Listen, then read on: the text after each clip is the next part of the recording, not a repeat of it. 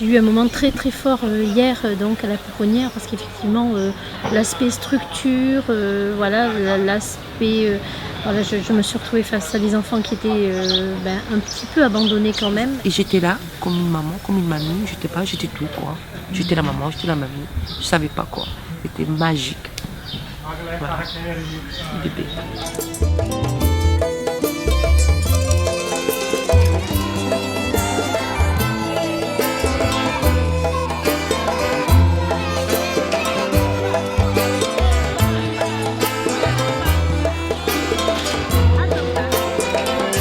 Ça m'a beaucoup émue ça. D'ailleurs, ça donne envie de revenir et de s'en occuper.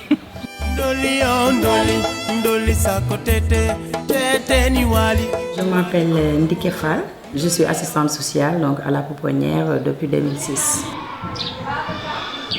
On accueille des bébés de Dakar, de Thiès, de Kaolack, de Saint-Louis, donc de partout quoi.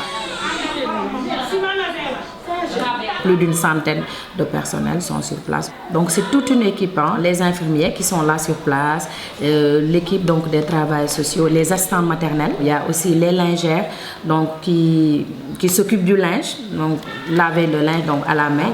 Il y a aussi les diététiciennes pour préparer à manger pour ces bébés-là. Avant que l'enfant n'intègre la pouponnière, on l'amène en consultation d'abord pour que le médecin pédiatre puisse donner son avis. Donc là, on prend parfois 10 à 15 minutes pour expliquer aux parents l'intérêt de venir rendre visite aux bébés qui sont là. Donc pour leur faire comprendre que le bébé doit savoir que la pouponnière n'est pas uniquement, n'est pas sa famille. Je dirais presque les 95% reçoivent des visites.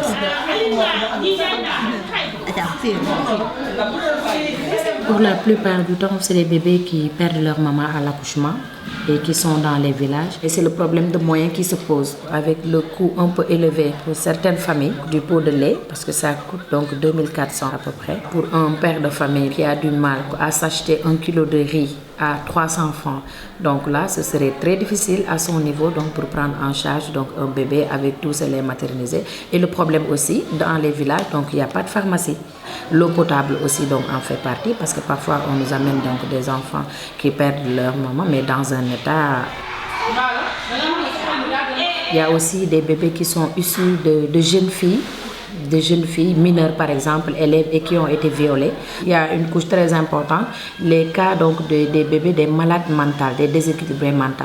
Il y a aussi donc le cas des bébés qui sont simplement trouvés, je dirais. Moi, ça m'arrive rarement, mais c'est vrai que ça existe par exemple dans certaines traditions qui pensent que donc un enfant qui perd sa mère à la naissance donc est un enfant maudit, ou bien soit des enfants qui sont nés avec un handicap. Là, tu vois que parfois l'enfant est délaissé, on ne s'occupe pas de lui, donc ça aussi, donc ce sont des cas donc que nous retrouvons à la Ouais.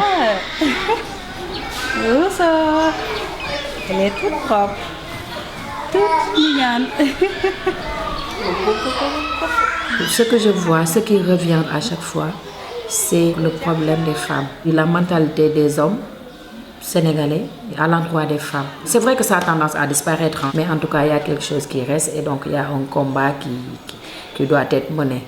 Il faut que les femmes soient indépendantes. Montrer donc au mari ce que tu peux faire pour vivre ta famille, moi aussi je peux le faire. Le fait donc d'étudier c'est vrai, ou bien de travailler dans un bureau ou bien autre, mais aussi il y a beaucoup de choses. Il y a des femmes commerçantes qui sont là, des femmes transformatrices surtout ici à Mbour, hein, qui font le travail donc qui se payent un terrain pour construire donc pour leurs enfants, parfois qui prennent même en charge donc leur mari.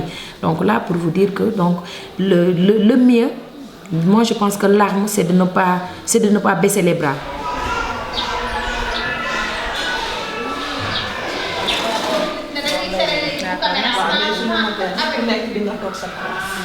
Si je pars de l'exemple de notre famille, donc je suis née donc dans une famille polygame. Donc c'est ma mère qui est la première et j'ai une tante qui donc la deuxième. Mais à chaque fois donc comme on voit, donc c'est pas agréable de partager son nom. C'est vrai que donc parfois maman avait des soucis. À chaque fois je venais au retour de l'école, maman pourquoi tu es couchée, pourquoi tu te mets dans cet état? Et à chaque fois donc elle me parlait. On a instauré cela et moi je pense que c'est parti comme ça. Jusqu'à présent elle dit, moi ça ne m'étonne pas que tu deviens assistante sociale parce que ça tu On dirait que tu l'as toujours voulu.